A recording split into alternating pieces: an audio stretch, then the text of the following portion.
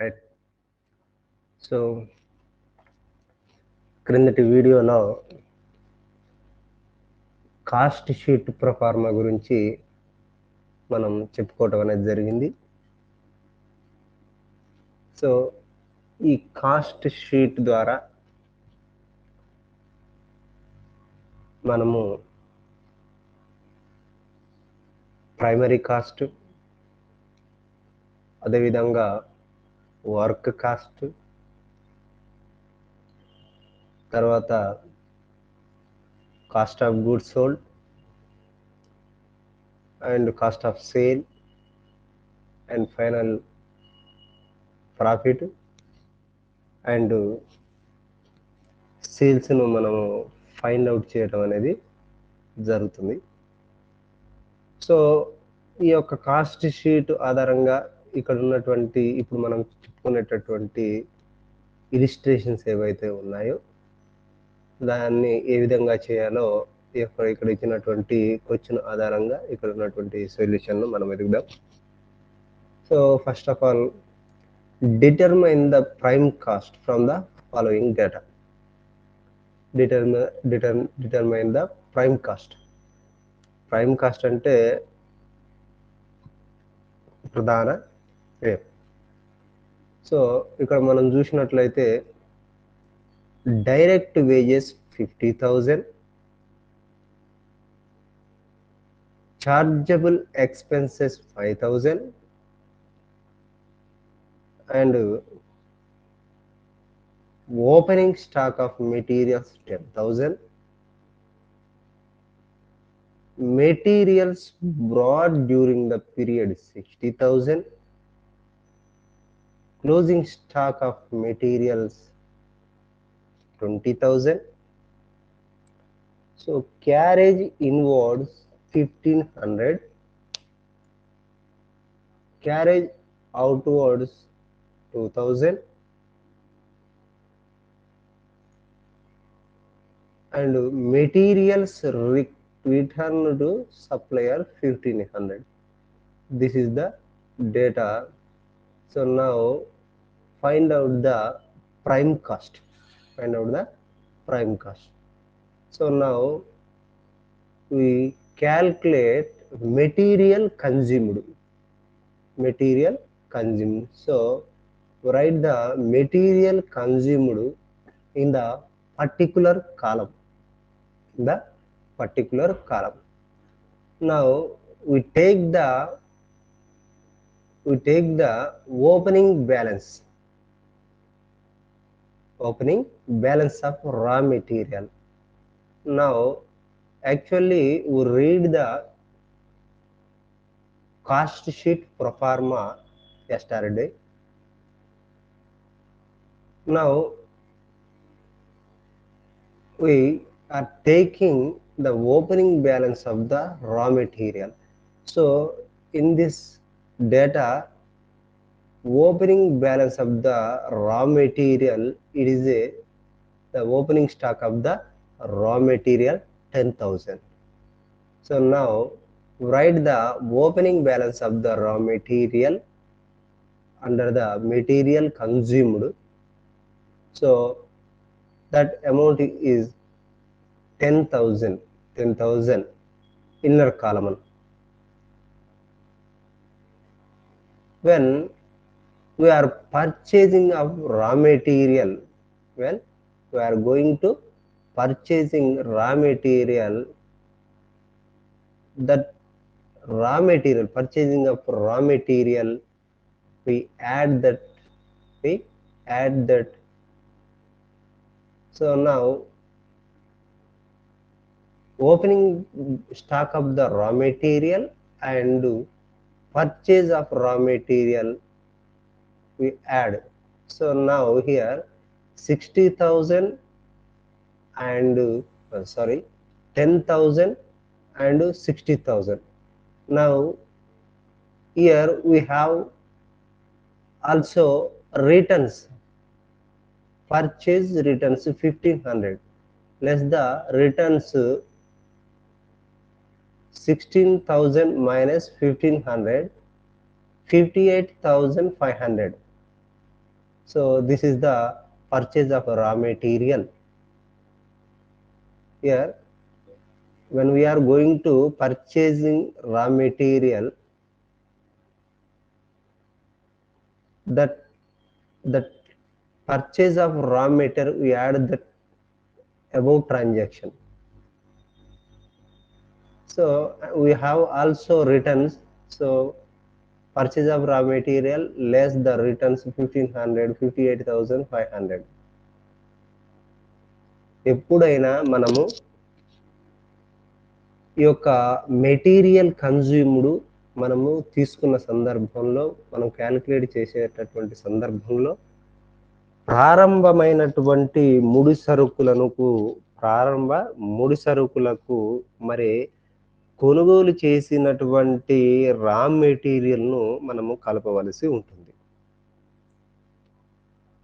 అదేవిధంగా మరి ఇందులో మనం చూసినట్లయితే ఇక్కడ చూడండి, ఇక్కడ ఓపెనింగ్ బ్యాలెన్స్కు మనము పర్చేజ్ చేసినటువంటి రా మెటీరియల్ను మనం తీసుకున్నాం.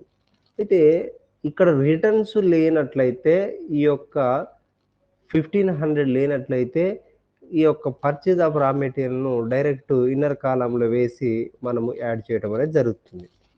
కానీ ఈ యొక్క సందర్భంలో, ఈ యొక్క పర్చేజ్ చేసేటటువంటి సందర్భంలో మరి ఇక్కడ రిటర్న్స్ కూడా ఉన్నాయి. మెటీరియల్స్ రిటర్న్ టు సప్లయర్ 1500 అని ఉంది. సో ఆ పర్చేజ్ చేసినటువంటి మెటీరియల్స్లో నుంచి 60,000లో నుంచి 1500 అనేది లెస్ చేయటం అనేది జరుగుతుంది.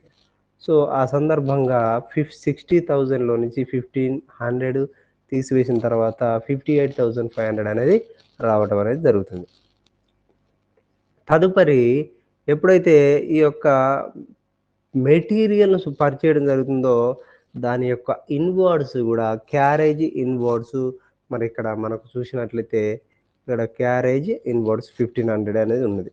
సో వాటికి కలపవలసి ఉంటుంది. అంటే 10,000 ప్లస్ 58,500. అదేవిధంగా ఈ యొక్క క్యారేజ్ ఇన్వార్డ్స్ను యాడ్ చేయవలసి ఉంటుంది. ఈ యాడ్ చేసిన తదుపరి మనకు 70,000 అనేది మనకు రావటం అనేది జరిగింది. ఈ 70,000లో నుంచి క్లోజింగ్ స్టాక్ ఆఫ్ రా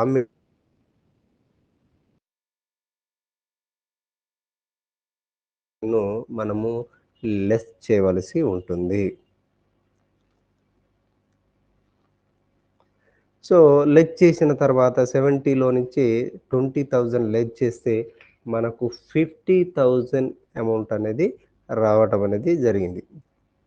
సో అందులోకు మనకు వచ్చినటువంటి దానికి మరి ఇతర డైరెక్ట్ ఎక్స్పెన్సెస్ ఏవైతే ఉన్నాయో, direct wages, chargeable expenses. So here direct wages 50,000 rupees and chargeable expenses is also direct expenses. So direct wages and direct expenses 50,000, 55,000, 55,000. అది వరకే మనకు 50,000 ఉంది. సో 50, 55 రెండు యాడ్ చేస్తే 1,05,000 రూపీస్ అనేది మనము ప్రైమ్ కాస్ట్గా చెప్పవచ్చు. ఇది మొదటి క్వశ్చన్కు ఉన్నటువంటి ఆన్సరు. సో మనకి ఇక్కడ 1,05,000 రూపీస్ అనేది ప్రైమ్ కాస్ట్గా మనం చెప్పవచ్చు. ఇక మరి నెక్స్ట్ ప్రాబ్లం మనం చూసినట్లయితే, ఇక్కడ ప్రస్తావించినట్లయితే ఇక్కడ prepare a cost sheet showing factory cost from the following. Prepare a cost sheet showing factory cost.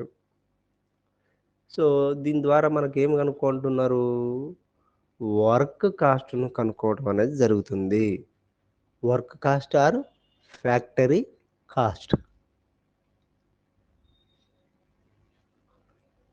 So దాని ఆధారంగా first of all we calculate in the particular column material consumed. Material consumed. Take the opening balance of raw material. Here opening balance of the raw material 3000. So enter the 3000 in the inner column, 3000, and we add the purchase of direct material, purchase of direct materials or purchase of raw material.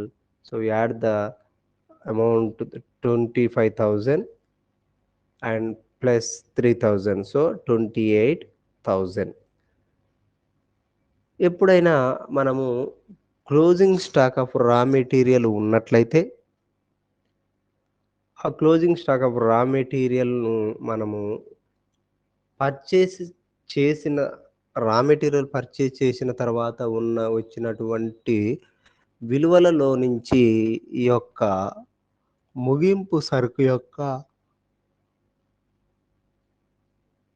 ముడి పదార్థాల ముగింపు సరుకును తీసివేయవలసి ఉంటుంది.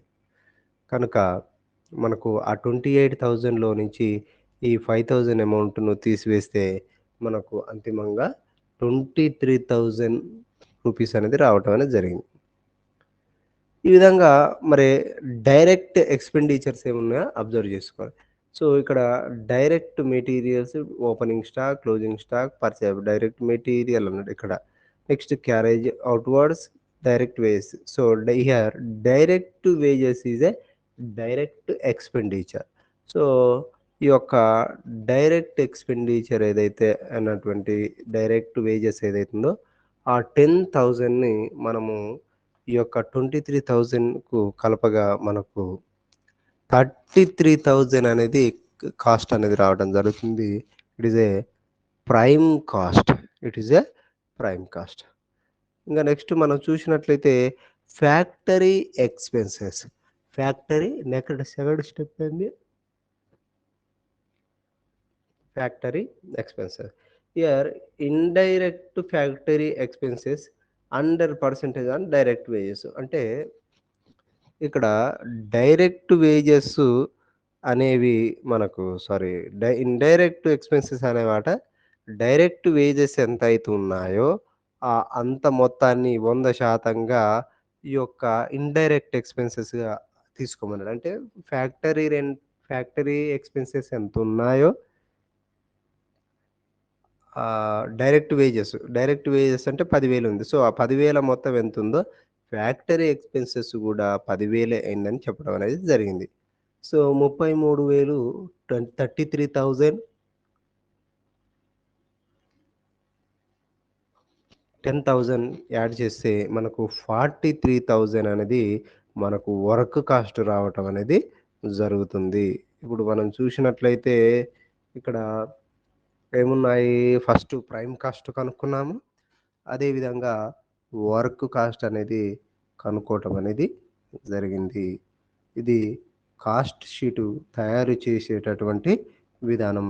ఈ యొక్క cost షీట్‌లో మనము చూసినట్లయితే మొదటగా మెటీరియల్ కన్జ్యూమ్డ్, అదేవిధంగా factory overheads, administration overheads and selling and డిస్ట్రిబ్యూషన్‌కి సంబంధించినటువంటివి ఈ యొక్క మరి కాస్ట్ షీట్‌లో నమోదు చేయడం అనేది జరుగుతుంది.